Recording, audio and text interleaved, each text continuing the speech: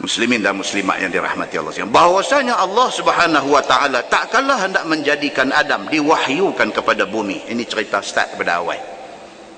Allah nak buat Nabi Adam alaihi salam, Allah perintahkan kepada bumi. Firman Allah, aku mau jadikan daripada kamu wahai tanah satu kejadian. Tuhan kata, aku nak buat satu makhluk, yakni manusia. Setengah daripada mereka itu orang yang taat aku, dan setengah daripada mereka itu derhaka aku. Tuhan, nama pun Tuhan, dia tahu dah. Allah nak buat manusia ni, Allah tahu dah manusia ni akan ada yang baik, akan ada yang jahat, akan ada yang pilih untuk beriman, akan ada yang nak jadi kafir, akan ada yang jadi orang Islam yang taat, akan ada yang jadi orang Islam yang derhaka. Islam tapi derhaka. Kerana tu malaikat bila Allah jadikan Adam alaihi salam, mereka protes. Bukan mereka protes tu kerana nak meletakkan Allah tu tak tahu, tak, tapi mereka tahu, kata Allah tahu manusia ni kerja dia yasfikud dima, akan menumpahkan darah. Tapi pasal apa? Dah tahu kata mereka ni esok bila jadi manusia, mereka akan bergaduh, mereka akan berperang, mereka akan tumpah darah. Kalau dah tahu macam tu, buat apa? Seolah-olahnya macam tu. Dah tahu dah kata mereka ni problematik. Nama kata manusia ni problematik. Problem. Kita berlembut pun tak kena, kita keras pun tak kena, kita tegas pun tak kena, kita tak buat apa pun tak kena. Manusia ni tak kena semua. Kalau tuan-tuan jadi jawatankuasa masjid, pening kepala, duk kena sumpah hari-hari.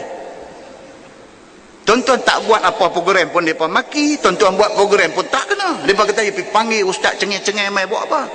Tuan-tuan panggil mai ustaz baca semua orang tidur pun mereka kata juga, panggil mai suruh orang tidur, bukan nak suruh dia. Tuan-tuan buat apa pun tak kena, tuan-tuan tak buat apa pun tak kena, tuan-tuan panggil siapa pun tak kena. Pasal apa? Pasal manusia.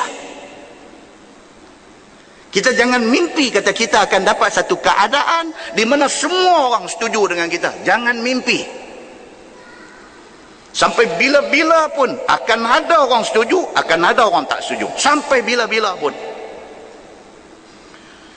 Kita buat betul pun tak kena, kita buat tak betul lagi teruk kena. Oh, masak tuan-tuan kita kalau kena ni, masak dengan orang ni. Dia dengar cerita Luqman Hakim dengan Kaldeh, dengan anak dia. Itulah pengajaran yang sangat klasik.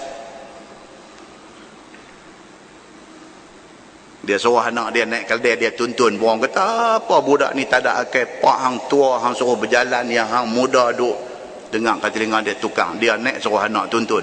Lalu satu kumpulan, apa orang tua tak ada akal, dia bagus duk sedap, suruh anak yang kecil duk tuntun, tak kena juga.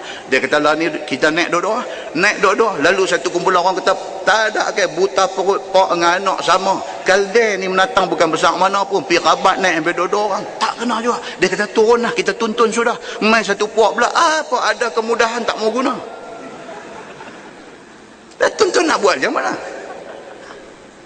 Nak buat macam mana? Nak bagi semua orang puas hati ni macam mana? Kawan hak duk komplain tu tak buat apa pun.